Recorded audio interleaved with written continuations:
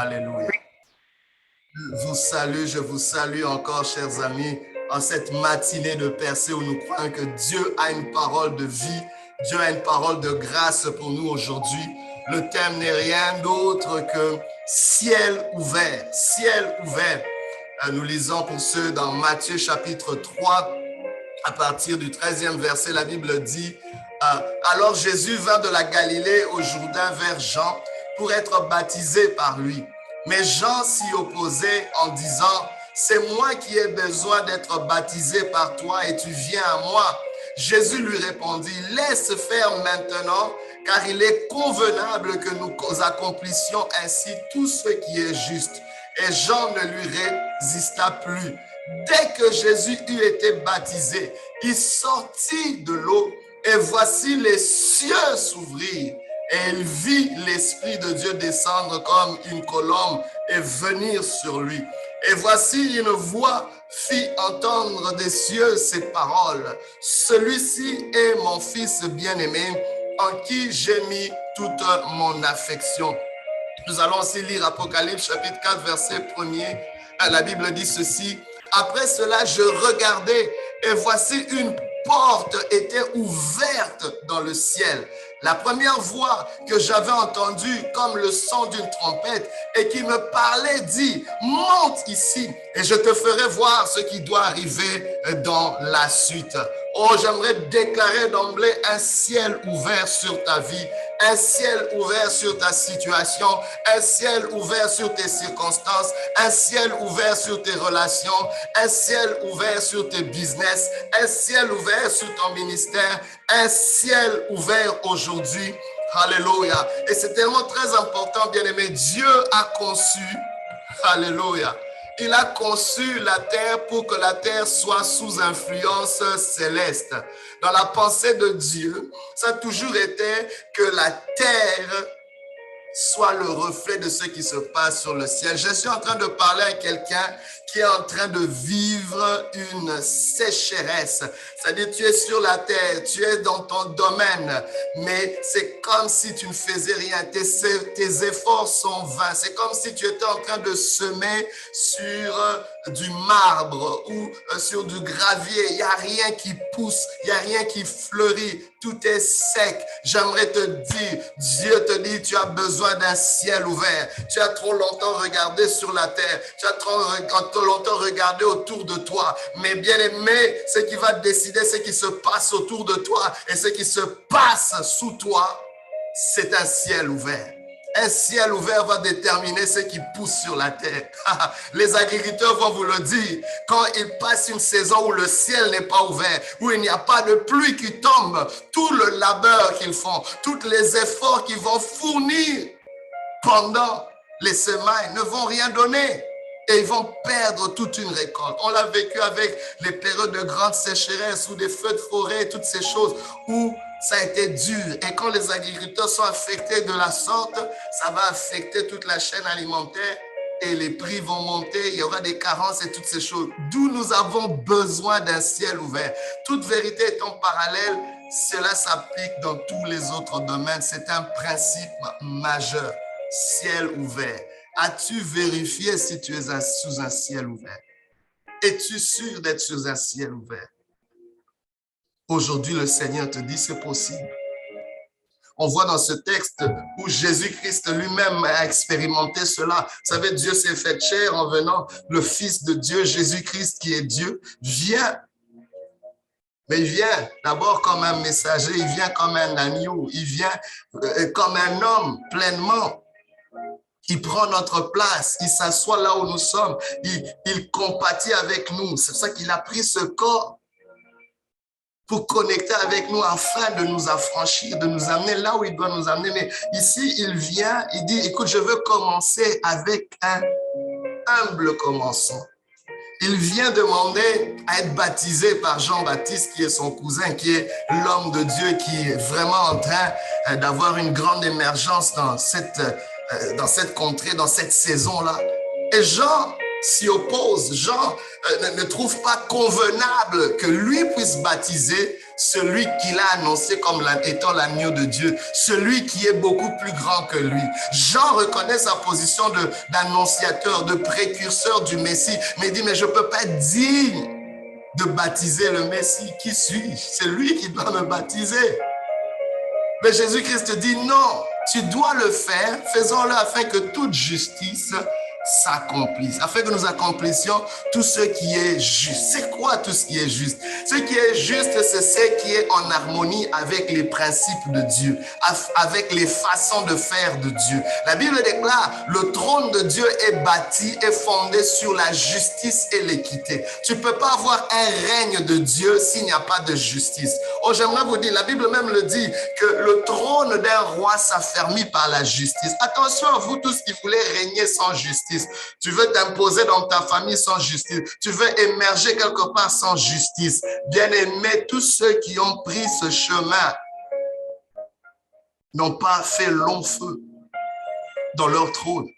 Un véritable trône est affermi par la justice. Et Jésus-Christ comprend que si je dois régner sur la terre, si je dois dominer dans mon ministère, si je dois exceller, ça me prend de m'accorder à la justice, d'activer cette justice de Dieu qui est attachée à un principe. Et le principe qu'il fallait déclencher, c'était un ciel ouvert.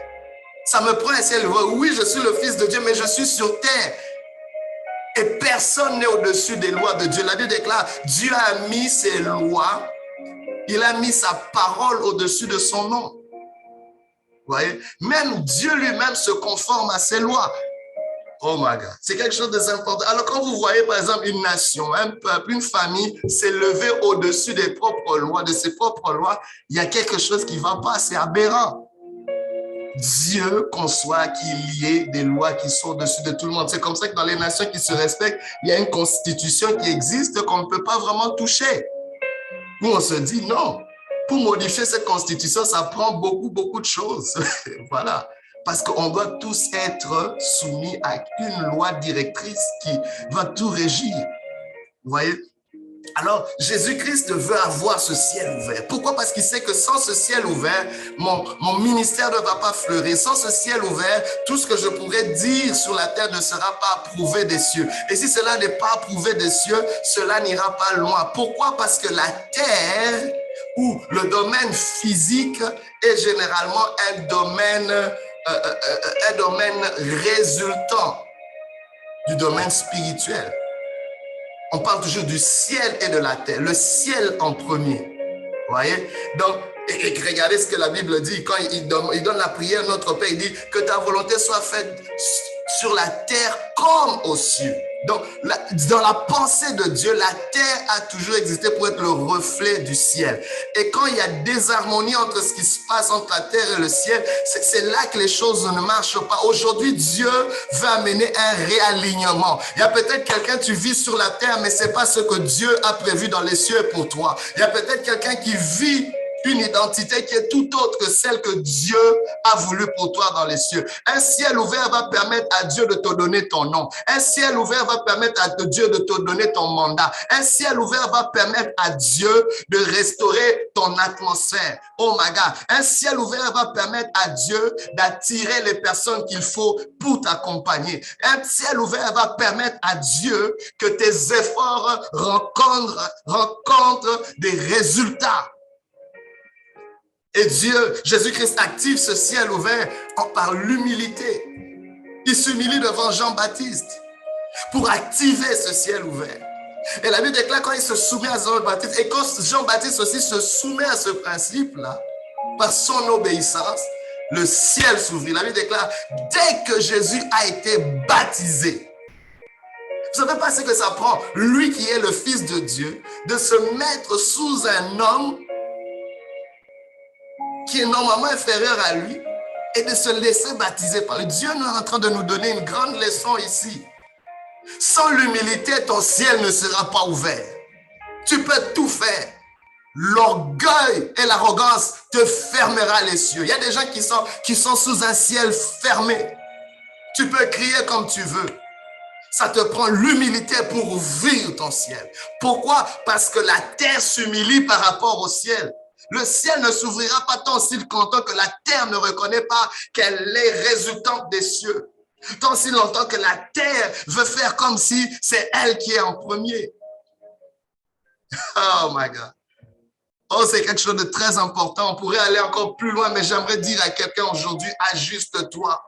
Ajuste ton attitude pour un ciel ouvert. Ça te prend, et la Bible déclare, quand le ciel s'ouvrit, l'Esprit de Dieu est descendu. Quand le ciel s'ouvre, il y a toujours une visitation de l'Esprit. L'Esprit de Dieu. L'Esprit de Dieu vient. L'Esprit de Dieu qui vient activer ce que le Père initie et ce que le Fils accomplit. Le Saint-Esprit vient manifester. Il va venir matérialiser des choses. L'Esprit de Dieu vient activer des choses. La Bible déclare, il vient il est descendu comme sous forme d'une colombe et il vient sur Jésus. Alléluia. Et l'Esprit maintenant va autoriser que Jésus fasse des choses qui sont sanctionnées, qui sont approuvées des cieux et qui vont avoir des résultats. En 3 ans et demi de ministère sur terre, et l'impact est encore palpable aujourd'hui. On parle encore de lui. Même si on n'aime pas, on parle de lui. Le calendrier que nous avons est basé sur Jésus, sur sa venue.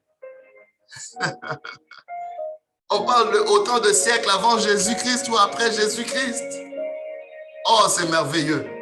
Et quand il y a un ciel ouvert, il n'y a pas seulement l'Esprit qui descend, mais aussi une voix qui se fait entendre. La voix de Dieu. Il y a quelqu'un qui a besoin d'entendre la voix de Dieu, mais tu ne peux pas entendre Dieu si le ciel n'est pas ouvert. Dieu parle tantôt d'une manière, tantôt d'une autre. Je ne dis pas que tout le monde va recevoir une voix audible. Dieu peut te parler par une prophétie, il peut te parler par des circonstances, il peut te parler par quelqu'un, il peut te parler par les saintes écritures, il peut te parler en songe, en rêve, il peut te parler par des fortes convictions, il peut te parler par des conseils, des sages, des mentors. Il peut te parler d'une manière, tantôt d'une autre, mais tu dois prendre garde à la voix. C'est là, bien-aimé, que tu deviens sensible à ce que Dieu dit. Il y a une voix qui doit t'orienter. Il y a une voix qui doit te propulser sur la terre. Et le ciel ouvert te permet de recevoir cette instruction de Dieu qui va amener des miracles, qui va amener une percée dans ta vie. Je le déclare et je l'annonce sur toi dans le nom de Jésus. Et une autre chose que le ciel ouvert fait, le ciel ouvert te donne ta véritable identité. Car personne ne peut faire au-delà de ce qu'il est vraiment. Je vous le dis. Dès que votre identité, c'est pour ça que l'une des grandes attaques contre la destinée de quelqu'un, c'est de falsifier son identité. Ou c'est de falsifier sa perception de lui-même.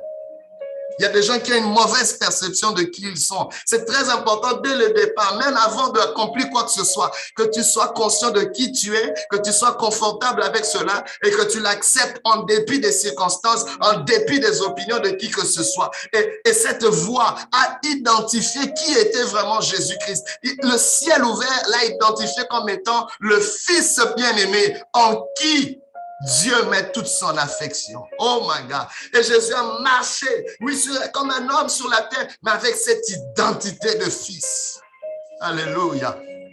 Oh, pour finir, bien-aimé, j'aimerais te dire, le ciel ouvert est important dans les moments les plus désespérés. On voit dans Apocalypse chapitre 4, verset 1, Jean qui est sur l'île de Patmos, désespéré, aveuglé, affecté, et il ne sait pas comment son monde va être restauré, mais il croit une chose, bien-aimé, le ciel s'est ouvert et il a vu.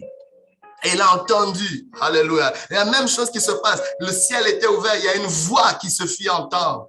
Comme la voix d'une trompette, comme le son d'une trompette. Et celui qui parlait, la Bible nous dit, lui a dit, monte.